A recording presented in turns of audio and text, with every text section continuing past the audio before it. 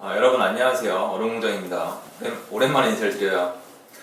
저는 그동안 제가 하는 일이 좀 바빠서 좀 영상을 촬영을 못했습니다. 기다려주신 분들한테는 죄송하고요. 일단 오늘 좀 이거부터 보여드릴게요. 많은 분들이 저랑 생각이 다른 것 같아서 코로나 충격, 맨해튼 집값 18% 폭락. 사실이에요 지금. 뉴욕의 부촌이죠, 맨해튼. 트럼프가 투자한 곳으로도 유명했고 고립돼 있어서 추가 공급이 부족해서 실제로 쉽지가 않죠. 그래서 부동산으로서는 굉장히 높은 가치를 가지고 있다고 유명한 지역인 맨해튼 집값이 지금 20% 가까이 빠지고 있어요. 코로나 앞에 장사가 없는 거죠. 경기가 불황이니까 장사가 없는 겁니다. 이거는 뭐 이거죠. 집을 팔 수밖에 없는 거죠. 집을 싸게 팔 수밖에 없고 그 싼 집을 누가 사니까 이렇게 가격이 하락한 게 통계가 나오는 거예요. 전 이거 보고 무슨 생각을 했냐면, 야, 맨해튼 집값이 떨어졌으니까 다음은 한국 차례다, 각오를 해야겠다, 이런 생각을 한 게 아니고요. 전 이 생각부터 했어요. 이게 정상이지 라고 생각을 했어요. 이게 정상이죠, 여러분.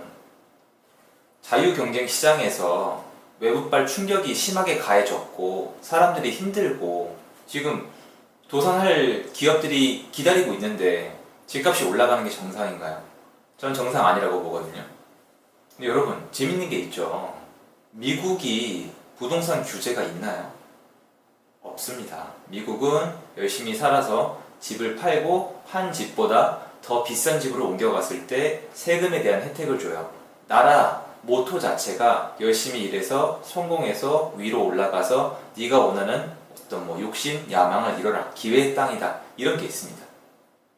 규제 거는 자유시장에서 코로나가 왔을 때 가장 좋은 입지, 강남이라 할 수 있는 입지가 떨어지고 있어요. 전 이게 지극히 정상이라고 생각을 하고 있고요.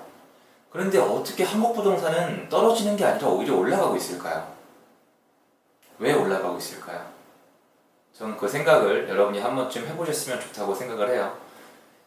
자꾸 이상한 거 비교하지 말고 우리가 알고 있는 선진국 중에 자유시장에서 지금 집값이 왜 떨어지고 있는지 생각을 해보고, 여러분 그럼 우리나라는 지금 끝났나요?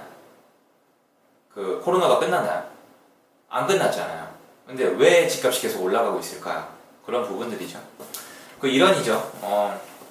요새 저한테 좀 많은 걱정을 토론하시고 고민을 많이 하시는 내용이고 영상도 많이 올라오던데, 임대차 보호 3법이죠. 그리고 임대차 보호 3법에 더불어서 이제 아시겠지만 임대사업자 그 혜택에 대한 폐지가 지금 되게 핫 이슈죠. 국민청원도 올라가고.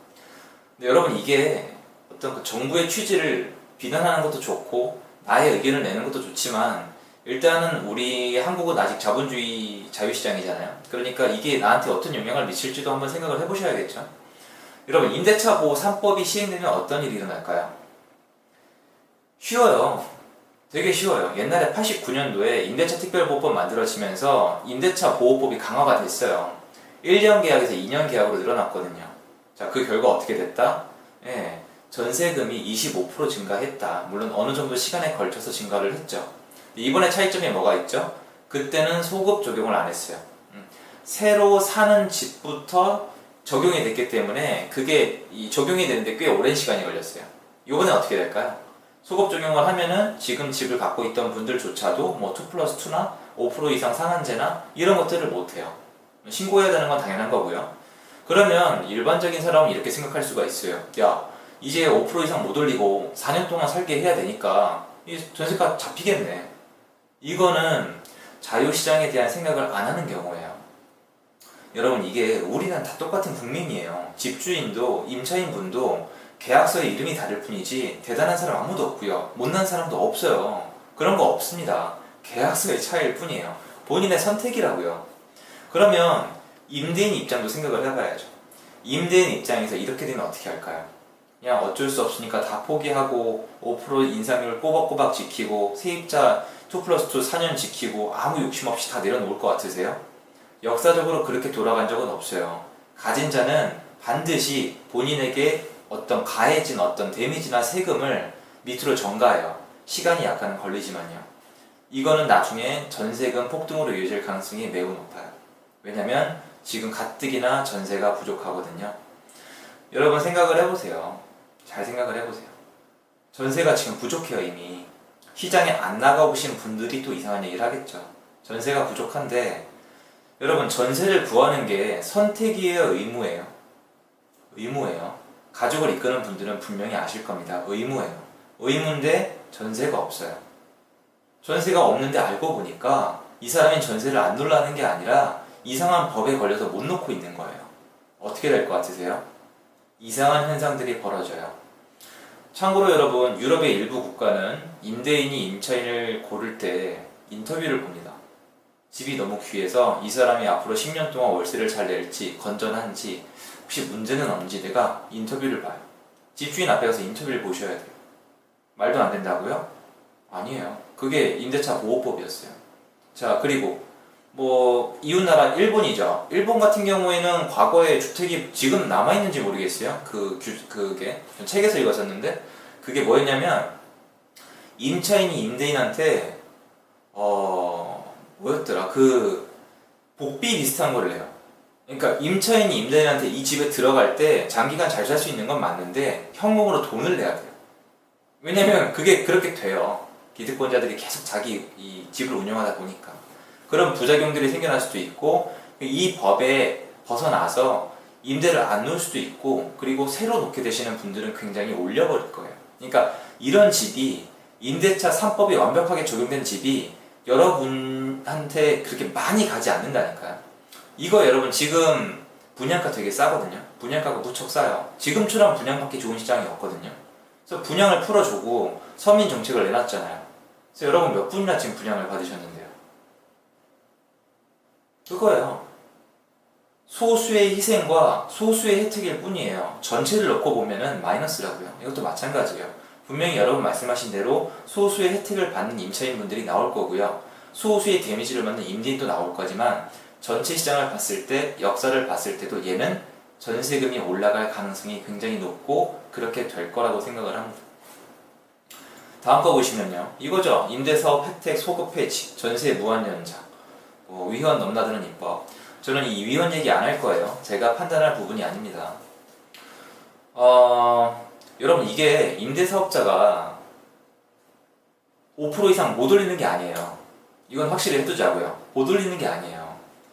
벌금을 내고 올리면 돼요. 벌금이 얼마냐면 3천만 원이에요. 좋다 이거예요.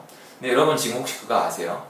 강남구나 강남 3구의 일부 아파트들이 지금 임대사업자에 적용받는 분들이 정말 심하면 3억에서 4억까지 전세를 싸게 놓고 계세요. 지금 급등을 했거든요.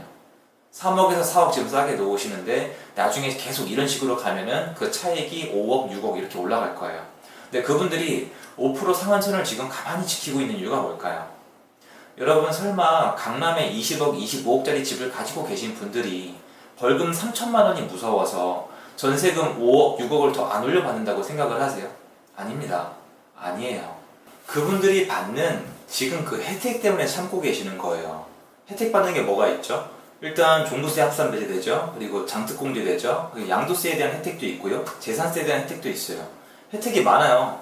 임대사업자 혜택이 되게 좋아요. 당연히 알죠. 근데 정부에서 전부 다 이거는 적극 지원을 한 건 분명한 사실이에요. 동영상도 있고요. 그럼 이분들이 여태까지 5% 인상률을 지켜온 이유는 벌금 3천만 원이 무서워가 아니라 이거예요. 그 혜택들을 누리기 위해서 그냥 계신 거예요. 왜냐면 이분들은 본인들이 목돈을 가지면 뭘 할 수 있는지 아신단 말이에요. 그러면 여러분 만약에 그 혜택을 다 없앤다고 생각을 해보세요. 소급 적용을 해서 이제 종부세도 다 내야 되고 재산세도 다 내야 되고 양도세도 중과세로 다 내야 돼요. 그런데 나는 지금 5% 인상도 못하고 있고 아무것도 못하고 있어요. 그러면 그 사람들이 옆을 보니까 전세가가 나보다 옆집이 심하면은 4억, 5억 아니면 좀 낮으면 2억이 더 비싸요. 여러분이라면 어떻게 하실래요? 벌금 내고 올려버리는 거예요. 거의 그렇게 돌아가요. 사람들은, 가진 분들은 뭔가 그러니까 대단한 사람들이라는 뜻이 아니라 소유권자들은 데미지가 돌아오면 이거를 책임을 전가할 방법을 많이 찾아요. 사람 본능이 그렇게 돼 있어요. 그러면 어떻게 되겠어요? 전세가가 또 폭등을 한단 말이에요. 그건 그때 누가 막을 건데요. 그러니까 이게 시스템적으로 막을 수 있는 게 사실 아니란 말이에요. 매매랑 전세는 똑같아요, 여러분. 매매랑 전세는 매우 유사합니다. 물건이 많아서 살 사람이 고를 수가 있잖아요. 그러면 절대 비싸질 수가 없어요. 여러분 동네에 빵집이 딱 하나밖에 없으면 그 빵집 가격은 빵집이 정해요. 근데 빵집이 2개가 되는 순간 그럴 수가 없어요. 3개가 되는 순간 더 그럴 수가 없어요. 마찬가지라니까요. 현대차, 기아차, 벤츠 가격 차이 그렇게 정해지는 거예요. 전세도 마찬가지예요. 세입자분들이 구할 수 있는, 고를 수 있는 전세 물건이 많으면 전세가가 올라갈 수가 없어요. 그런데 물건이 부족해지게 만들어 버리면 당연히 그 가격은 올라가요. 물론 소수의 희생자, 소수의 혜택자는 또 나오겠죠. 오늘 마지막으로 이 말씀을 꼭 드리고 싶어요, 여러분. 여러분, 우리가 이건 알아야 돼요. 미워하던 좋던 싫던 월세나 전세로 우리가 살 수 있는 이유는 누군가가 집을 사서 그 집을 자기가 직접 살지 않고 거주하지 않고 남에게 대가를 받고 임차를 해주기 때문인 거예요. 맞잖아요. 나라에서 주는 게 아니에요. 어떤 개인이 한 집을 사서 자기가 안 쓰고 남한테 세를 주기 때문에 전세 물건, 월세 물건이 있는 거예요. 근데 이걸 못하게 하면 어떻게 되겠어요? 전세 물건이 당연히 줄어들죠. 그럼 어떻게 되겠어요? 가격이 올라가요. 왜냐면 한국에 전세, 월세가 필요한 사람이 계속 있거든요. 이거예요, 여러분 우리 가끔 제주도 같은 데 가면 렌트카 쓰잖아요. 렌트카가 왜 존재 가능하죠? 기업에서 만들었고, 그죠? 마찬가지 집처럼 누가 만들었고 그걸 산 사람이 자기 자가용이 아니라 택시가 아니라 렌트카로 쓰기로 결정했기 때문이에요. 맞잖아요. 그러니까 렌트카가 존재하는 거예요. 우리가 대가를 주고 렌트카를 쓸 수 있는 이유는 누군가 만들어서 렌트카로 쓰기로 결정했기 때문이에요. 우리 돈이 정답이 아니라고요. 그러니까 집도, 임대인도, 임차인도 자기가 하는 역할이 있고 자기가 받는 것, 자기가 주는 게 있단 말이에요. 거기서 한쪽의 역할에 대해서 완전 부정해버리면 시장이 정상적으로 돌아가지 않아요. 문제는 한쪽의 역할을 무시했을 때 무시를 당한 사람만 무너지는 게 아니라 이 부작용은 다른 사람한테까지 번질 가능성이 대단히 높아요. 여러분 예전에 89년도에 임대차 특별보호법을 마련했을 때 당시에는 사람들이 임차인들이 대단한 혜택을 볼 줄 알았어요. 하지만 결과는 뭐였죠? 전세가 폭등이었단 말이에요. 수급 적용을 한들 그 부작용이 없을 수가 없는 거예요. 방법이 다른 쪽으로 가야 되지 않을까요? 전세 물건을 많아지게, 매매 물건을 많아지게, 그죠? 그럼 당연히 이렇게 되면 청와대 게시판에 막 청원글도 올라오고 굉장히 많이 불만이 생길 수도 있겠죠. 근데 우리한테 중요한 건 이거예요, 여러분. 이런 불만이 많다, 위헌 소지가 있다 이게 아니라, 왜냐면 위헌 소지를 따지기 이전에 지금 정권은 우리의 투표로 정해진 거니까요. 하지만 이건 나중 문제고 지금은 시장에서 우리가 어떻게 해야 될지를 결정을 해야 돼요. 그러니까 세입자분들 입장에선 제가 봤을 때 자기 집을 마련하시는 게 더 속이 편하실 수도 있을 것 같아요. 왜냐면 이렇게 되면은 임대차 시장이 되게 어지러질 수가 있거든요. 여러분 정부가 지금 21번, 22번째 뭐 규제를 왜 하죠? 규제를 왜 하죠? 딴 거 다 떠나세요. 규제를 왜 하죠? 집값이 올라가니까. 그럼 임대차 보호 3법이 지금 왜 갑자기 만들어서 시행이 됐을까요? 전세가 부족해지고 전세난이 일어날 게 지금 보이거든요. 맞잖아요. 그러니까 이게 일어나기 전에 자기 집을 마련하면 이게 해소가 되겠죠. 제가 뭐 사라 말라 할 수는 없지만 저라면 자기 실거주집이 있으면 마음이 편하니까 무주택자분들은 지금 그게 가능한 상황이니까 잘 골라서 내 집 마련하시면 되지 않을까 싶어요. 그래서 저는 이게 많이 걱정이 되고요. 이게 정확히 시장에 어떤 영향을 정확히 미칠지는 아무도 몰라요. 근데 제 생각에는 제가 말한 방향으로 갈 가능성이 굉장히 높다. 그래서 임대차 시장이 위험해 보인다. 자기가 만약에 실거주집을 찾고 있는 분들이라면 이번 기회에 마련하시면 좋겠다는 얘기를 드리고 싶었어요. 여러분 오늘 영상은 여기까지고요. 도움이 되셨으면 좋아요, 구독하기 부탁드리겠습니다. 건강 유의하시고요. 행복한 하루 되세요. 감사합니다.